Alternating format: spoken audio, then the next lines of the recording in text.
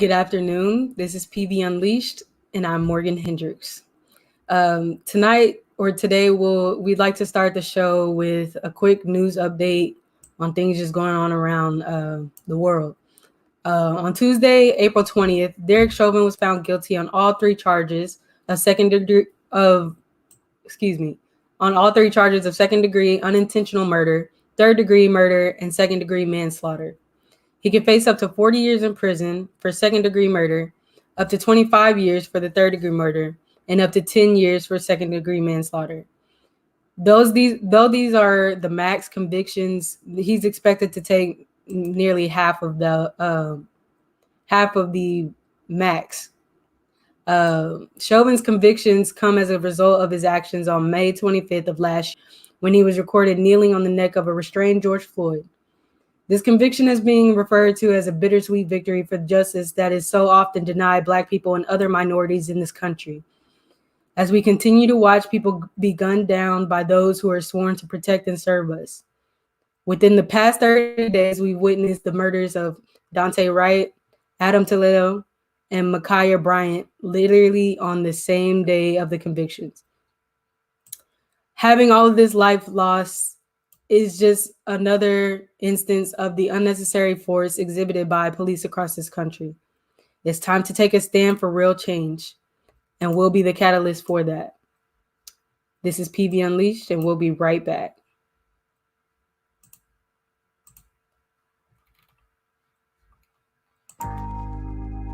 Even though there is so much against us, you will see me choose to protect myself and my community from the coronavirus by wearing a face covering.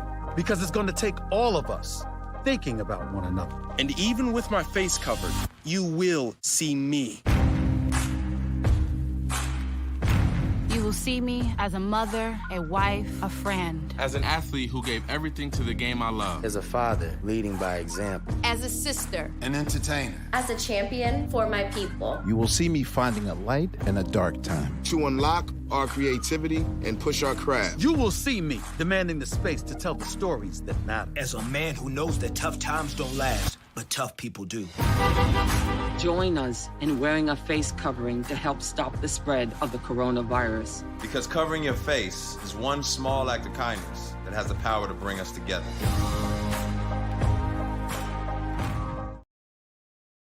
At Prairie View A&M University, we've been igniting passion in students for more than 140 years.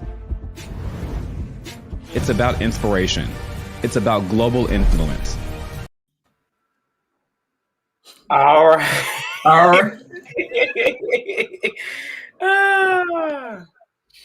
That was a little awkward. What's up, you guys? Welcome back, guys. Welcome back. Oh, and thank you, Morgan, for the quick news update. Great job. Wonderful news update, by the way. Wonderful. Let's give a round of applause. It's wonderful. Well, let's jump right in, yo. Like, what are some of y'all's reactions to what's been going on lately? Of course, we know about, as stated before, the verdict rendered in the case of Derek Chauvin, because George Floyd is not on trial here. And we want to make that clear. But what are kind of you guys' reactions to the verdict? Because I know sitting here, we had just gotten off the air. I was watching the TV, and it's like you go through all of these things in your mind where you're like, I know there's video proof of this, there's video evidence, there's all of this that's going on. He should be convicted, but it's like with all of the prior incidences, we know that it was just like a pit in my stomach that I was just like, if he gets off, like, just, and I couldn't even get, if he gets off, like, I was just like, I can't even imagine, bro. Like, I was just like, what were you guys' kind of reactions to what was going on? I feel like, I feel the same way you feel. You know, I was like, dang, like, even though we know he should be going to jail, but based off prior knowledge and off precedents, we know that chance is highly unlikely. And for him to actually get convicted, I was highly surprised. I was like, Like it really caught me off guard. And then the fact that we're surprised that somebody is being convicted of a murder that we know that he convicted just off privilege it's a shock in itself, you know. And the verdict it's it's a thing to celebrate, but we still have to, wait until the sentencing actually happens because we don't know because they still got tricks left up their sleeve, So the war, like the fight is not over, and I want everybody to be mindful of that. Yes, we can celebrate that he's guilty, but it's far from over, and we have to wait until we know for sure, how much time he's getting, sure if he's held accountable for what he actually did, So that's my thought on it. I would have to agree with you, man. I definitely would have to agree with you. For me, I just feel like it's sad that we have to have this feeling in our stomach to as if like we don't know what's gonna happen. Like, is he gonna get off or is they actually gonna charge him? Like, that's sad that we should feel that way because we watched this man murder somebody on camera, mind you. We watched the murder on camera. So why should we feel this feeling in our stomach like I don't know if he's gonna actually be held accountable. But when they did hit him accountable for his responsibilities, like it felt good because it felt like finally, like a breath of fresh air, like a weight off my shoulder. It was like finally justice have been served. Maybe not completely, but a little bit. At least y'all acknowledging that he was wrong in this case instead of trying to cover up or make excuses for his actions. And I feel like that was just a huge step, but we still have so much more to do and so much further to go. So I feel like, yes, it was a victory, but we still got a lot of work to do as Armani said.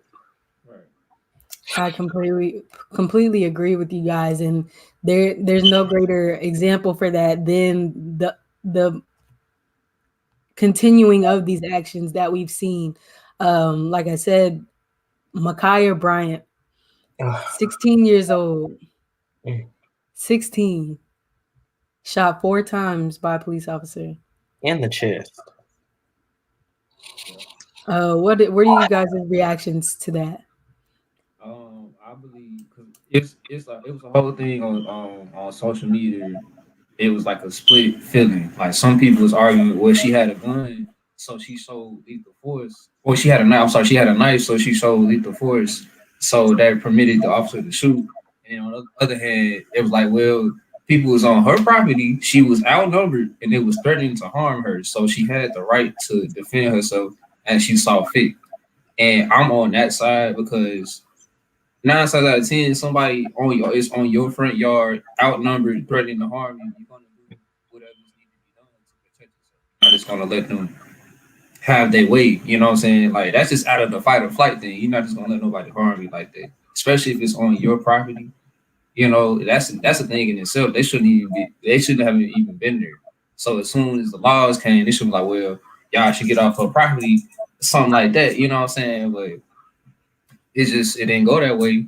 And, and police is getting trigger happier by the day. It's just getting worse and worse to me. I don't understand it. But, yeah. And to that point, Ohio is a stand your ground state.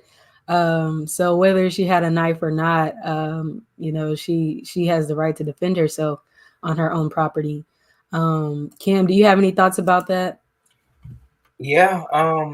When I first heard about the situation, it really just broke my heart because for one, we had just came from celebrating the victory with the, George Floyd situation. And then suddenly it was like, boom, victory's done. We're back to mourning again.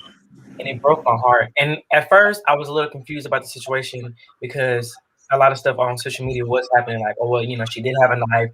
She was trying to cut him, But it took me to read the situation and the situation to unfold further for me to understand that she was defending herself against people trying to harm her on her property. But besides that, I don't give a crap if I was on a school property, Walmart, Target. If I'm about to get outnumbered, I'm best believe I'm about to grab whatever's closest near to me because you're not about to just beat me up. And as far as the cop, he was wrong. And it sucks because I know these trainings teach you how to de-escalate a situation, because if that's the case, if you ever see anybody fighting in the streets and it prompts you to shoot, there's a problem. and she was 16. She only got this life one time. 16 years old. Got her life taken because she was trying to defend herself in front of her house from people trying to harm her. And it's like, I feel so bad because it's like, damn, excuse my language, but damn, like your life is gone. You're never gonna get that back. And for the cop, it's like, dang, you should have, like, was that the only thing you couldn't tase her? You couldn't have done you could have tackled her. I mean, you couldn't have done anything else in this situation to keep her from losing her life, but yet you shot her 4 times in the chest. 4 times. Like she's an animal on the street. 4 times. And I bet he's gonna say, I was scared for my life. I felt threatened. Okay. That's how I feel. It just sucks. Like, I'm just not surprised at this point. Like we talked in our last or some of our shows before, prior to this. I'm not surprised. It just sucks because it seems like a repetitive thing. We get victory and then suddenly something else happens. Victory, something else happens. Something else happens. So it just sucks. Yeah, I completely agree. On that note, we're going to take a quick break and we'll be right back with you for more of PV Unleashed. COVID-19 has changed how we express our faith and gather to worship. We all want to get back to how we pray, how we congregate, how we lift our voices in praise. Now it's time to take the first step that lets us get back to spreading the word without spreading concern. Before we can safely come together, we need the facts. As COVID-19 vaccines become available, you may have questions. Should I get it? Is it safe? Should I wait? It's okay to have questions. Now get the facts. Learn more at getvaccineanswers.org so you can make an informed decision when vaccines are available to you. Get back. And Yeah, we are back. Welcome back, guys. We have our other co-host joining the show, Ms. Torio. How you doing today? I'm doing well. How are you guys? Good. Yeah, welcome. Hello. Well, in that commercial break, go ahead, Kim. I'm sorry, but before we jump into the next topic, while that commercial was playing, I thought a clip in my mind that I saw on Twitter played, and it was a guy, I don't know his name, he does the news, and he was like, police reforms will not start happening until little white kids or white community kids start dying. That's all. I'm gonna just leave that there. Just gonna leave that there. Sizzle. Well, yeah, there's definitely, layers to this whole thing where it's just, if everybody doesn't care, then, things will stay the same. The status quo will remain. But moving on from that topic, we want to jump into the next thing. And like the commercial was talking about, the vaccine is here. Earlier this week, the vaccine was made available to everybody who wanted to get it. There are no more restrictions as to when you have to wait to get it and things like that. So my question is, how are you guys feeling about the vaccine? I'm not getting it. Straight like that. I'm not gonna get it because Ebola came out. We didn't have to get a vaccine. Swine flu came out. Wasn't kind of mandatory. Now, COVID, they making us take it. No, I went this long without getting sick. I can go even longer.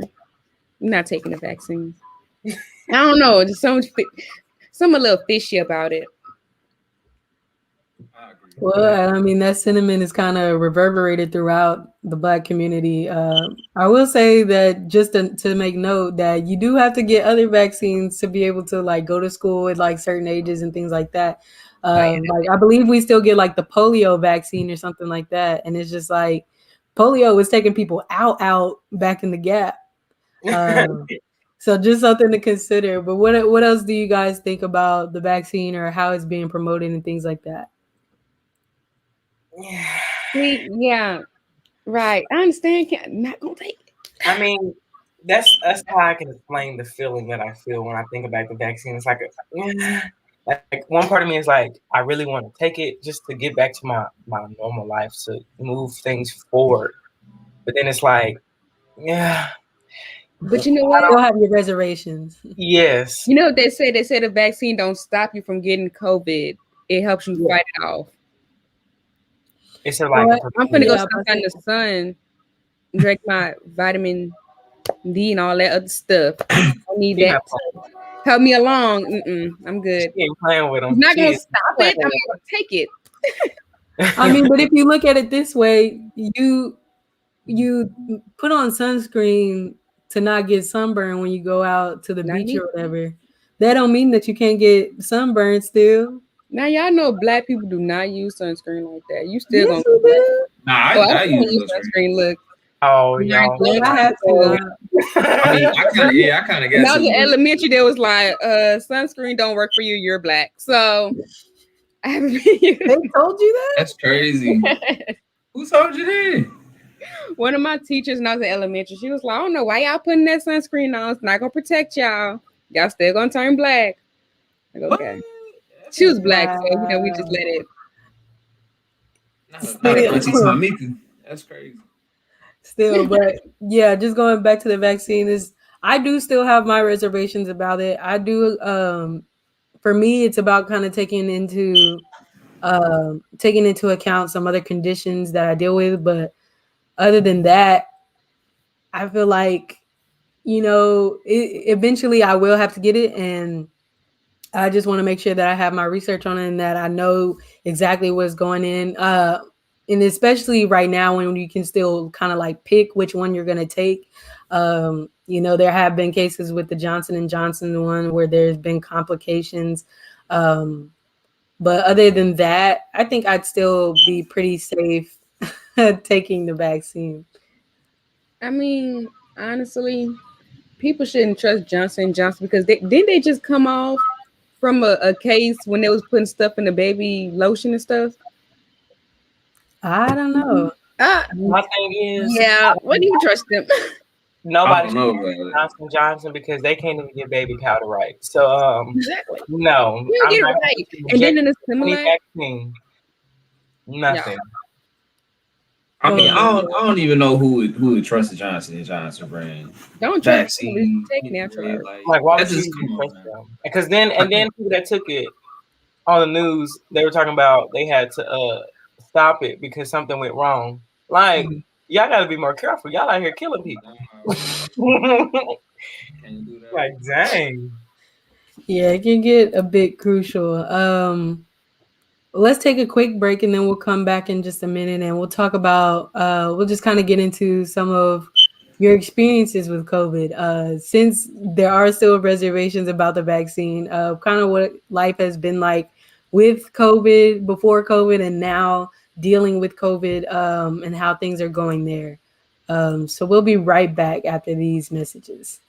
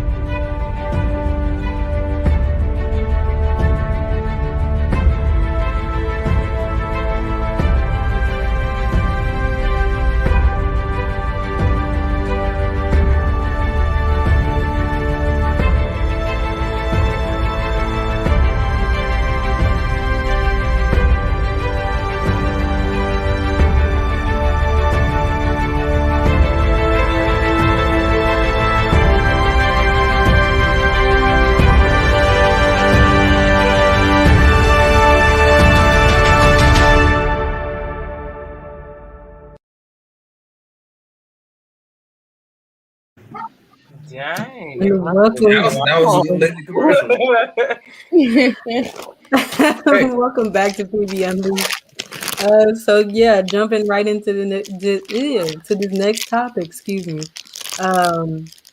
What has life been like for you guys with COVID?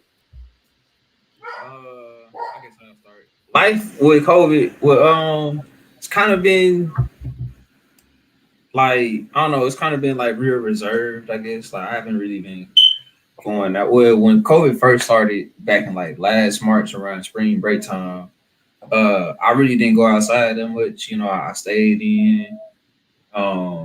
I only went outside to get my essentials, whatever that may be. You know what I'm saying? I'm just leave that how it is.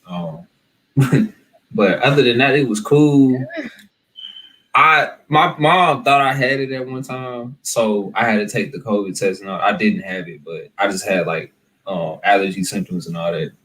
But I took the COVID test like 3 times. All came back negative. I haven't really been affected directly by COVID, and like my family members, for the most part, have been fine as well. Some of my family members got it, but they were able to overcome it and everything, and they're fine now. So it's just been, I'm blessed for that, and I'm thankful for that, you know. But other than that, my life kind of has changed because would be outside a lot before then. You know, I get like sick a lot because outside, you know, I got allergy problems. So I get real sick around this time, but obviously I'm fine now. So I guess me not being outside is like changed my body. Like I'm more healthier now. So COVID really, it's been a blessing in disguise because it changed me a lot. I learned a lot. It made me focus on a lot of more things, and I've grown a lot from those things. So it's been a blessing and a curse for me. But yeah, so yeah. Definitely understand that. Toriel? So COVID for me, really, I ain't like hanging out before, so COVID kind of gave me that the excuse to be like, oh, I can't go outside today, y'all. It's COVID out there the whole time. Didn't want to go. So honestly, for me, it hasn't really what I would say damaged. It haven't really damaged my life. Like I pretty much been living pretty peaceful, you know? Like this is what I've been doing. I don't know. I'm kind of like like I'm out there, like I'm friendly, but at the same time, you know, I like to be alone. So it's not really hurting me in any type of way. Like I said, I've never caught COVID. Never had any symptoms of being sick. So COVID helped me come up low key. You know, I got an apartment and a brand new car. Hey, yeah, girl didn't came up, but you know, far as family members, I only had one. No, my sister, she got sick, but yeah, she's pretty much okay now. Cam, what about you? Oh, sick of COVID, okay? Sick. I love it. For me, I would say I caught COVID like late December, early January. And it wasn't really that bad for me. My experience. It did suck because you know that first day of getting COVID was like god awful. But other than that, I was fine. Just the whole perspective over COVID, I will say it has been a blessing in disguise for a lot of us. Just being able to, you know, start those businesses, get those new cars, get those new houses, like really just take this time to really self-reflect and fight those demons that, you know, we normally wouldn't because we're so busy going outside and handling our business. So I guess being inside taught me just to really love myself a lot more and really just face those demons that I was battling so that I could do better, you know, after COVID and become a better me. I would say that me and my household caught COVID and I lost one loved one to COVID. So yeah, it's been a journey, but I don't regret it all. I thank God for just keeping me and protecting me and my family and my friends in this god awful time. But yeah, that's about it for me. You gotta look at the like cancer. You gotta look at the blessing and everything that's going on. Like For me, this has really helped me start my spiritual awakening. So, the time I spent alone was the time I had with God, and that really, really shaped me. So now I'm just so happy. I don't know. I'm waking up happy. Before it was like, oh, The God. battle And is it's back. like, oh, yes. The battle is back. Today has planned for me. So what money I'm finna get. That's what I want to I just I will say I did have a similar experience. I did catch COVID early on. Well, no, I guess not early on in the long scheme of things. I caught COVID about June or July of last year at my employer, which I ain't gonna put them on blast, but they weren't taking the proper precautions. Put them on blast. Unleash it. Yeah, Let's go. Hey, it's unleashed. You don't work there no more, do Put them on blast. Put 'em But on blast. I'm trying to hear something. I caught COVID there and had to take some time off. I ended up leaving that job because I couldn't go back and perform how I needed to within the time period that I was supposed to be going back. But it, like you said, like all of you have said, it's been a journey. There's definitely been some lingering effects. You hear about kind of things that kind of develop because of COVID.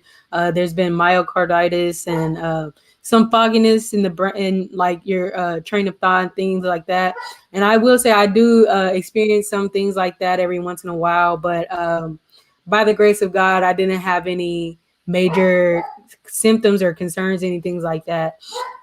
Just a slight cough here and there, but we here, and we're in the land of the living. So, Period. It was a nausea for me. You said what? Nausea. For me. Nausea. That's the only lingering effect I would say I still get every now and then is the nausea. Like just sit down and just feel the room spinning.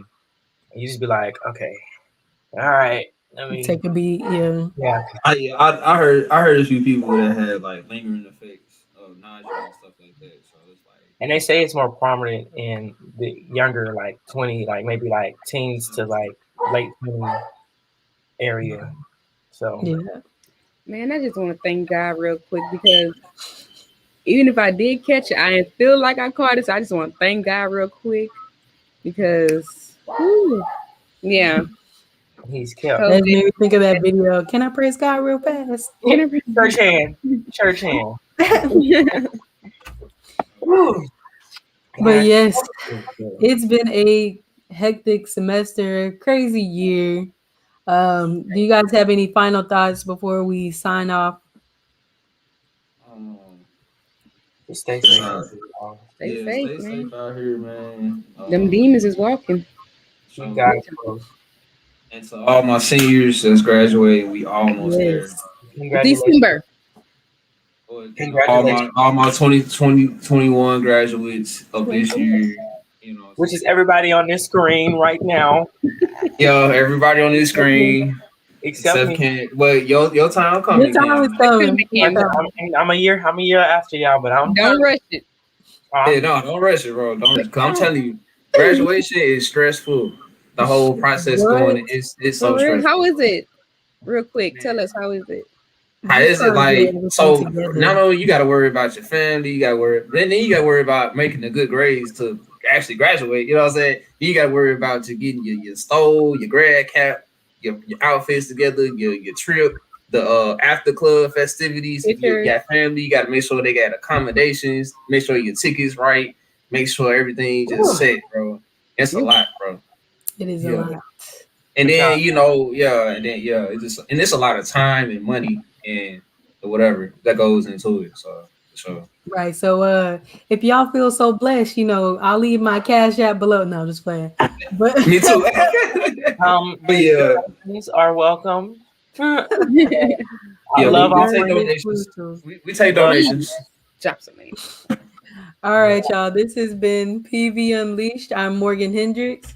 I'm Cameron Smith. Money Biggest. I'm Toriel Shelton, the one and only. Period. Spray like that's coming. We'll see you guys next Tuesday. Have a great weekend. Bye.